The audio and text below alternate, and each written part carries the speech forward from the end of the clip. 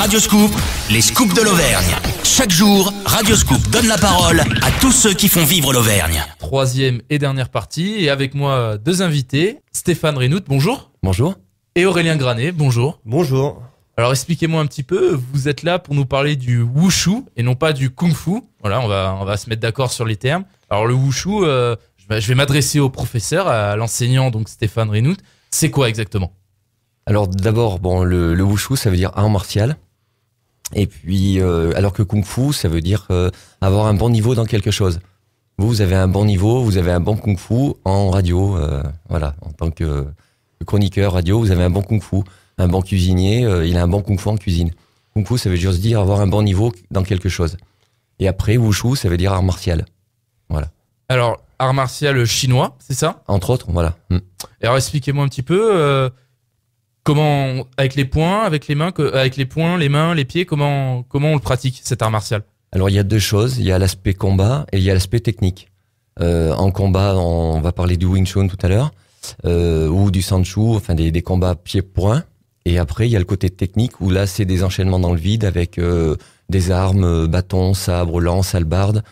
Ça peut être le style de la menthe religieuse, du tigre, du singe ou des choses comme ça. Voilà. Et vous me disiez tout à l'heure en off, donc il y a un vrai attrait à Clermont pour la communauté chinoise. Vous me citiez notamment le chiffre de 1500 élèves. Vous, pour l'association de Wushu à Clermont, vous avez combien d'adhérents ? Alors, en règle générale, on a une centaine d'adhérents. Et puis là, cette année, on en a à peu près 90, en gros. Mais ça, à peu près, c'est toujours une petite centaine par an. L'association, elle existe depuis quand et où ont lieu les entraînements ? Elle existe depuis septembre 94. Donc on a fêté nos 20 ans il y a pas longtemps. Non, 93 même, pardon. Donc on en est à 21 ans. Et donc on est au gymnase du lycée Jeanne d'Arc, en bas de l'avenue Carnot. Ce sont des locaux qui sont prêtés gracieusement par la mairie de Clermont. Et puis voilà. Et on est là depuis depuis plein d'années. Et les entraînements, ils ont lieu quand ? Vous, Stéphane Reynout, je vous rappelle, vous êtes le professeur enseignant. Vous délivrez à quelle heure ? Quand ? Comment ? C'est le soir en général, je crois. Hein. Oui, c'est ça. Oui, de 18h à 22h, tous les jours, sauf le jeudi. Voilà. Donc il y a 3 cours par soir. Il y a les cours enfants, donc de 18h à 19h20, les lundis et mercredis. Et après, tout le reste, c'est les cours adultes. Il y a 16 heures de cours par semaine. Et on imagine que même pour les adultes, il y a peut-être des cours de différents niveaux tout de même ? Maintenant, non. Maintenant, tout est cours mélangé. Par contre, je montre des mouvements de plus simplifiés ou plus complexifiés. Et puis, chacun prend ce qu'il a à apprendre. Voilà. C'est des cours dynamiques. Bon. Alors après, le professeur, on va s'adresser à l'élève. Rebonjour, Aurélien Granet. Rebonjour. Alors, dites-moi, depuis combien de temps est-ce que vous pratiquez le wushu ? Et puis, est-ce qu'il y a besoin de beaucoup de matériel ? Est-ce qu'il faut un budget important ? Alors, moi, je suis rentré dans l'asso, c'était en 2006, si je dis pas de bêtises, de mémoire, hein. C'était un petit moment déjà. Non, question matérielle, pas grand-chose. Je dirais qu'il faut venir avec ses bras et ses jambes déjà pour commencer. C'est un bon début. C'est un bon début. Une paire de baskets, une bonne paire de baskets. On a des tenues adaptées parce qu'effectivement, il y a des mouvements qui nécessitent un peu d'ampleur, un peu de souplesse. Est-ce qu'il existe justement des kimonos On a des tenues qui sont adéquates, hein, qu'on commande en règle générale par l'asso, on se regroupe et on envoie une commande une à 2 fois par an. Donc il faut une tenue qui est adéquate. Et puis après, je dirais que l'ensemble du matériel dont on va avoir besoin, ce qui va être des épées, bâtons, hallebardes ou ce genre de choses, est fourni par l'association. Après, chaque élève, s'il le veut, lui, peut aussi effectivement se les procurer. Alors, de la même manière, on a notre système en interne, je dirais, on a les bonnes adresses pour avoir le matériel dans un très bon, bien placé en termes de budget, vous voyez. Et voilà quoi. Donc après, non, il faut venir avec toute sa bonne volonté, l'envie d'apprendre, de la patience, de l'écoute, et puis du travail, un travail de fond. L'adhésion, elle coûte combien, l'association ? Alors l'adhésion, je veux pas dire de bêtises, mais je crois que c'est une vingtaine d'euros par mois. C'est une vingtaine d'euros par mois, on lisse sur l'année et au final ça reste très très accessible. Et puis je me permets de rajouter un petit quelque chose. En plus des cours, on a des stages mensuels qui vont être sur des thématiques, sont vraiment des stages d'approfondissement pour pouvoir travailler plus en profondeur des choses qu'on a effectivement vues en cours. Donc c'est des stages qui ont lieu généralement le dimanche. C'est 2 sessions de 3 heures de travail. Ce sont des stages qui ne sont pas onéreux. On est à 10 euros pour les adhérents pour la demi-journée et 20 € pour les non-adhérents. Ça permet effectivement de voir différents aspects et puis de rentrer vraiment plus en profondeur dans le travail. Question un petit peu plus personnelle. Pourquoi avoir choisi cet art martial et qu'est-ce que vous y trouvez après une séance, après un entraînement? Est-ce qu'on se sent fatigué ou au contraire épanoui? Comment?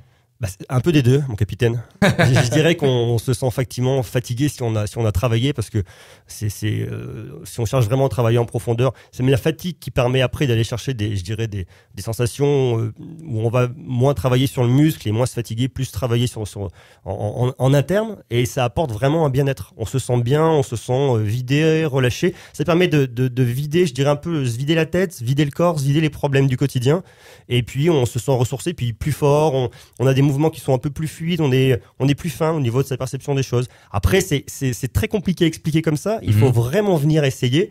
Mais par contre, ouais, ça apporte énormément de choses au niveau physique et au niveau psychologique.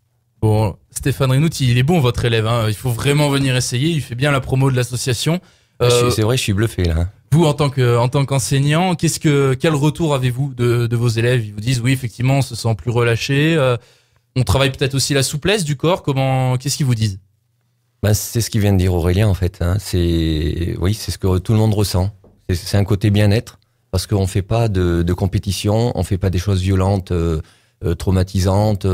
Moi, je laisse tomber le côté martial ou le côté guerrier, self-défense ou des choses comme ça. J'ai pas ce discours-là.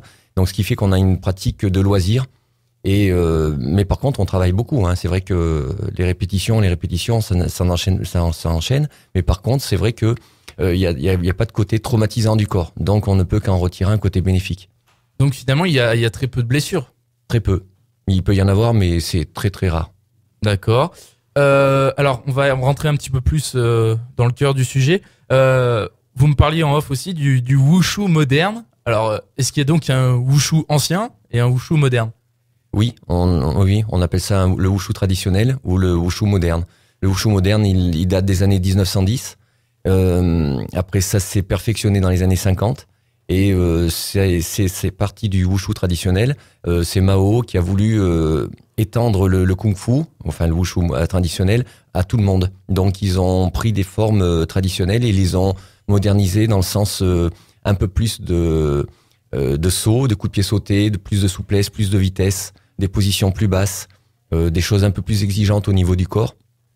Et c'est ça qui a donné le wushu moderne. Voilà. Et on parlait aussi, alors là je vais me tourner vers l'élève, le Wing Chun. Qu'est-ce que c'est?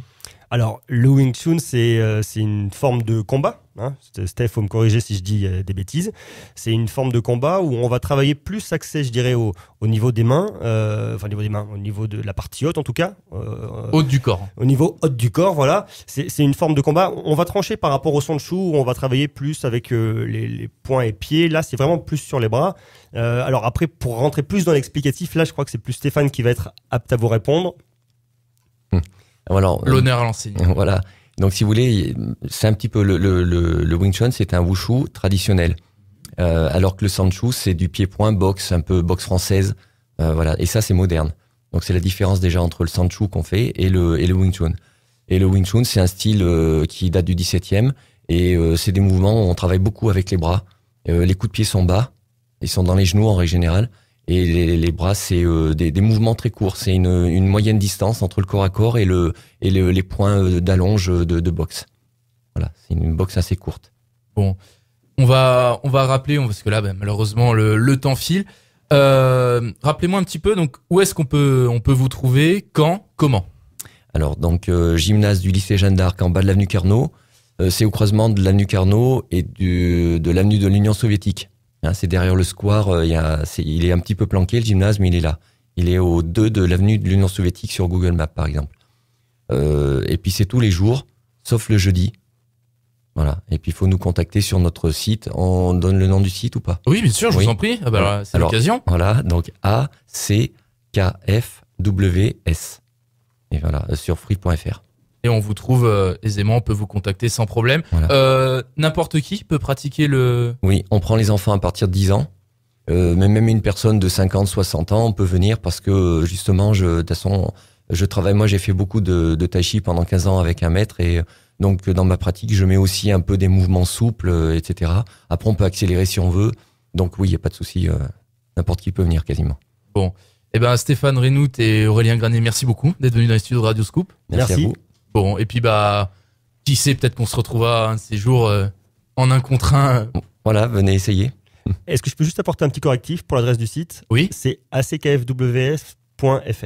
C'est plus le free, mais sinon on peut nous trouver très très facilement en tapant Kung Fu Clermont-Ferrand dans Google. On est en premier. Vous êtes bien référencé, il n'y a pas de souci.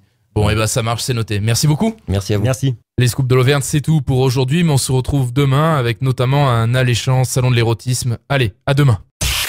Radio Scoop, les scoops de l'Auvergne.